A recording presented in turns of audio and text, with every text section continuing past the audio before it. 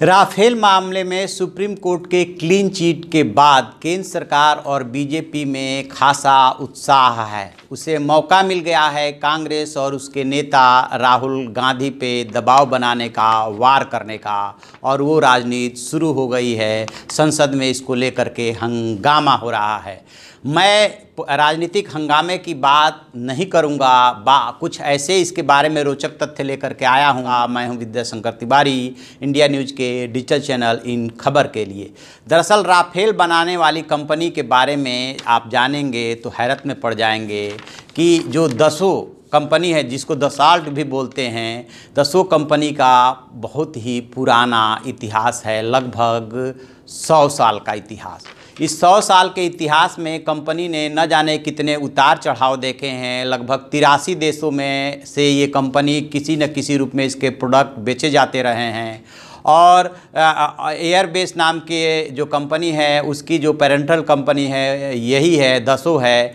इसके बारे में ख़ास बात यह है कि द्वितीय विश्व युद्ध के दौरान इस कंपनी के जो संस्थापक थे मार्शल ब्लाच, वो जो है उनको हिटलर ने कैद कर लिया था और वहाँ पे वो तब तक जो है कैदी के रूप में रहे जब तक कि 1945 में मित्र देशों की फ़ौज ने उन्हें जा कर के नहीं छुड़ाया। यानी कि दसों कंपनी के संस्थापक हिटलर के कैद में रहे थे।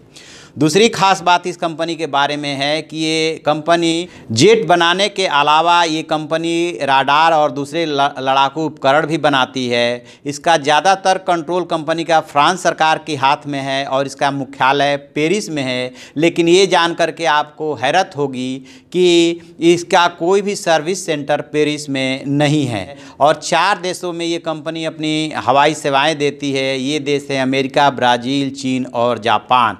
जबकि इसका जुड़ाव जो है किसी न किसी रूप में दुनिया के 83 देशों से रहा है। एक और ख़ास बात यह है कि लगभग 100 साल के इतिहास में, 100 साल या 90 साल कह लीजिए, 90 साल के इतिहास में जब इसके पैरेलल न जाने कितनी कंपनियां बनी और ख़त्म हो गई, लेकिन इसका अस्तित्व बना हुआ है और ये कंपनी अभी भी बहुत मजबूती से अपना बिजनेस कर रही है। और ये जो है एयरबेस, बहुत कम लोग जानते हैं कि एयरबेस की पेरेंटल कंपनी यही है।